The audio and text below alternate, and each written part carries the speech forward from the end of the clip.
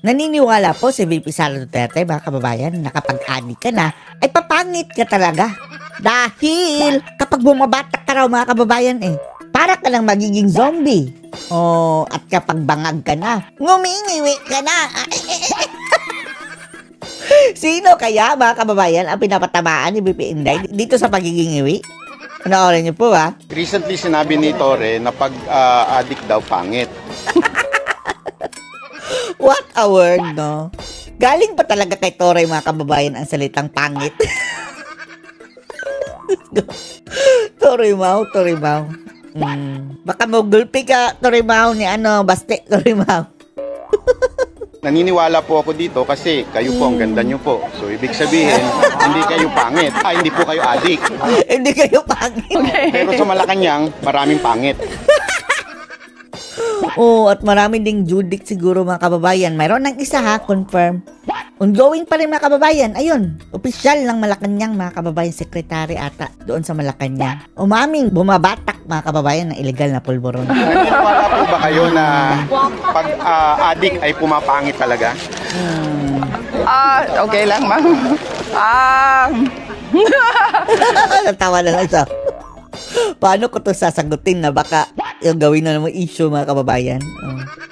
Nag-iingat ito sa mga isasagot si VP Sara, mga kababayan, dahil alam nyo na, nakamasid, mga kababayan, ang mga bangal. Sandali lang. Unang-una, bago yung kakatawanan, ha. Unang-una, napakahalaga kasi nung drug test.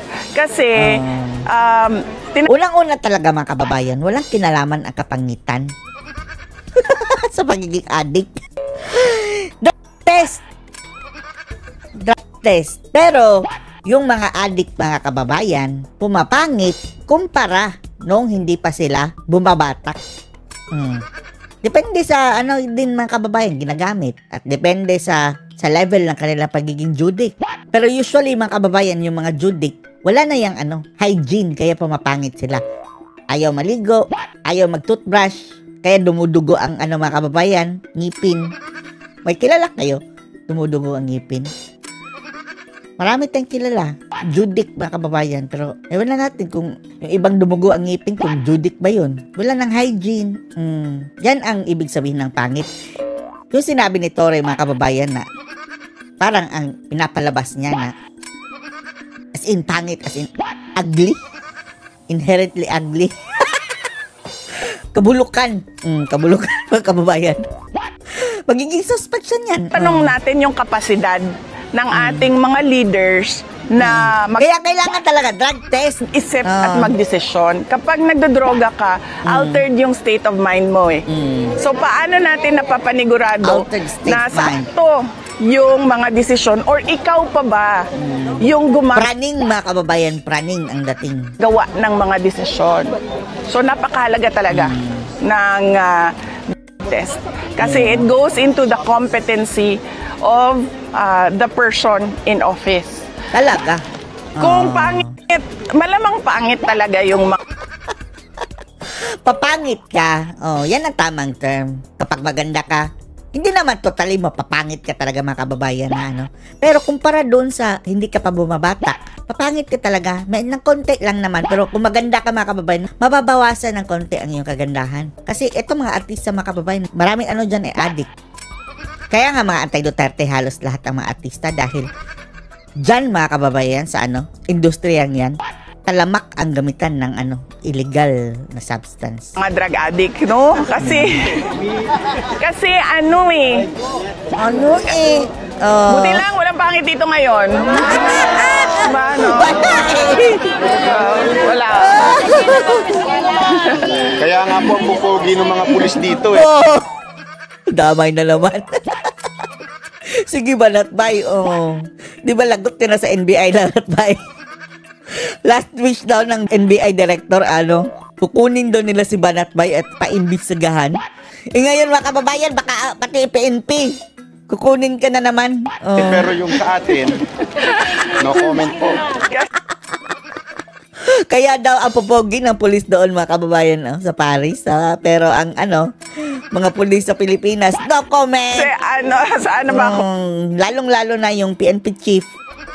May nakita pa tayo nag-viral mga kababayan. Hindi na PNP chief, kundi PNP chimp. Chimp.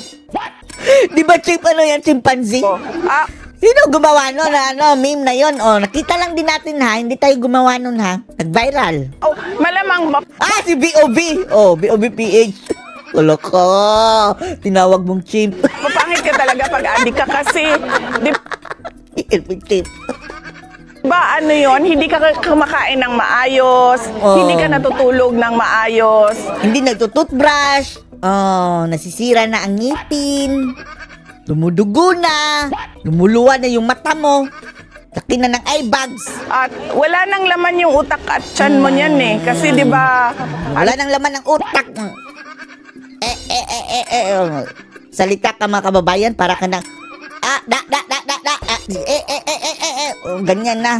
Parang naglo-loading. Ano na lang yan, para kang zombie, para kang tulala lagi pag nagdodroga ka. Zombie? So, oo, kasi nangingiwi ka na, kasi nga nangingiwi ka na? Magkilala kayong ngiwi, mga kababayan. Malamang, bumabatak yan.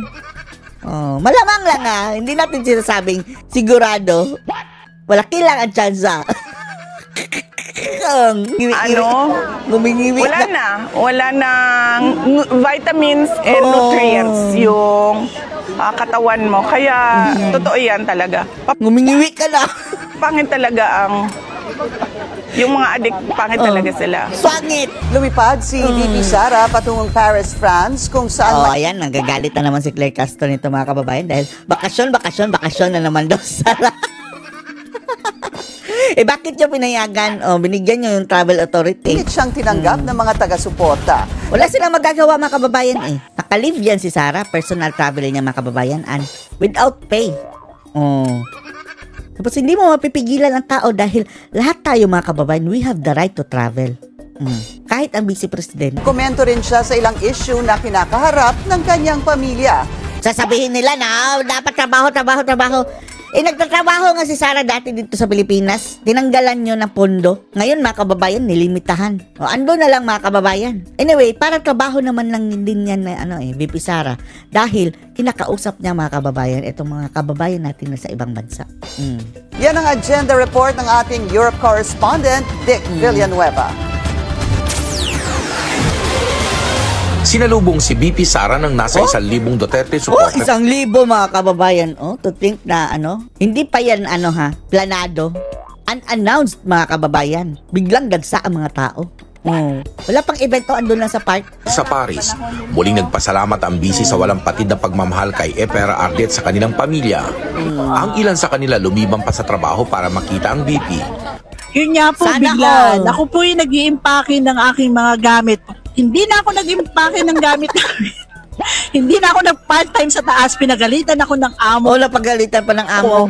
Ayon kay VP Sara, biglaan ang kanyang biyahe. Ibinalita rin niya na bumuti na ang kalusugan ng dating Pangulo. Mabuti naman. Mabuti naman. Sa tingin ko, maganda yung, in a way, blessing yung nangyari na nagkaroon ng ibang perspective o parang second opinion sa mga doktor. Nagkaroon ng doktor dito. Yung iba mga kababayan nagpagawa pa ng t-shirt.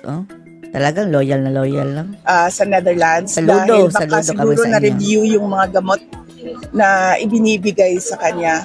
So, on that note, truly nagpapasalamat kami sa detention unit dahil nakikita ko naman na inaalagaan nila si Pangulong Duterte. Nagkomento rin ang VP sa ilang issue sa Pilipinas. Grabe over Meron talagang nakadipa. Pero malay mo mga kababayan, mayroong mga pinadala dyan ng mga bangag. Una, sa pagdeklara ng Korte Suprema na unconstitutional ang impeachment. Di natin alam mga kababayan, di ba? Mayroong issue doon sa mga Romanian daw na mga pwedeng gugurgur kay VP Inday. Sige, gawin nyo yan. Narinig nyo naman siguro ang sabi ni VP Sara, kapag ako ay nagurgur, magugurgur din kayong tatlo. Articles laban sa kanya. Alam nyo na kung sino? Sabi ni Kahit VP ako Inday. man, gusto ko ituloy yung trial. Kasi sabi ko nga, dyan lang ako makakapanigurado ba na masasagot ko yung mga katanungan nila. Legally mga kababayan, legally. Dahil Hindi niya pwedeng mga kababayan i-disclose yung mga confidential fund na information outside sa korte. Intindihin niyo yan. Mga atake nila diyan na forum na yan sa trial. Pero no need naman talaga mga kababayan. Tayo, wala tayong issue. Alam natin, walang ninakaw si VP Inday. Sa mga nagdududa, tingnan nyo na lang ang report ng COA, mga animal. Mga intrigador, tingnan nyo na lang. Meron bang nakita ang COA? Nagnangak-ngak kayo dyan sa 125 na confidential fund, and then wala namang anomalya, sabi ng COA. Ginagamit mga kababayan para para din nun sa mga laban sa mga NFA mga kababayan, na mga makakaliwa na nangre-recruit sa mga kabataan at sa mga guro. Tapos etong bilyon-bilyon mga kababayan na ghost projects at trilyones na, trilyon umabot na ang flood control na maanomalya na anod na sa baha. Wala silang imik mga kababayan. Kailangan natin respetuhin yung mandato ng Supreme Court. Dapat rin daw na magmubon na sa comedy skit ni Vice Ganda na nagpasaring sa dating Pangulo. No, hindi kami mag-move on. Sila mga kababayan, sina Sara at saka na silang PRRD, hindi sila natatablan yan, pero ibahin nyo kami, mga supporter. Lintik lang, walang ganito. Sigurado ako kung si Pangulong Duterte yun, wala lang yan sa kanila. Pero sa amin, no, that's a no. Ngipin sa ngipin. Kami ang maghihigante para sa inyo. Sa kanya. Kasi sanay siya dyan politiko siya Kahit man ako. Kami naman ang binastos doon Di ba mga ka-DDS, sabi niya mga kababayan, promo applies lang daw sa mga DDS. Tayo ang DDS, Duterte solid supporter mga kababayan. Merong nagganyan sa akin. Wala lang yan sa akin Suportado rin niya ang mungkahing mandatory drug test sa mga pinuno ng pamahalaan. Matagal na ako unahin si BBM. Sabi sir, matagal na ako dahil pumangit ba si BBM mga kababayan? Dati na ayaw na natin. Pogi ba yan? Si Admiral, pumangit ba? Iwan lang din natin. Pero sana lahat mga kababayan from the top, from BBM until doon sa mga barangay captain at saka mga kagawad sa barangay. I-test. Sabi na magpa-drug test na kami lahat. Lahat. Inaantay ko lang talaga si BBM at yung Office of the President na magsabi. Tuloy din niya ang paghahanda sa confirmation hearing ng mga kaso ni FPRRD sa ICC sa susunod na buwan. Magbibigay daw ng komprehensibong update si BP Sara tungkol dito sa susunod na mga araw. Sa darating na September 23, 2025, gaganapin ang kumpirmasyon. Nakabuntot talaga ang bilyonaryo, no? Makadilaw yung bilyonaryo mga kababayan Pero hindi din yan makamarcos nadilaw. Hindi din yan maka Duterte. Maka Aquino yan mga kababayan. Pagdinig ng mga kaso ni FPRRD sa ICC at umaasa pa rin ang kanyang mga taga-suporta na siya ay mapapawalang sala at agad makabalik sa Pilipinas. Para sa agenda, Dick Villanueva. Sana all nasa Paris. Ano masasabi niyo dito? Post the comments below.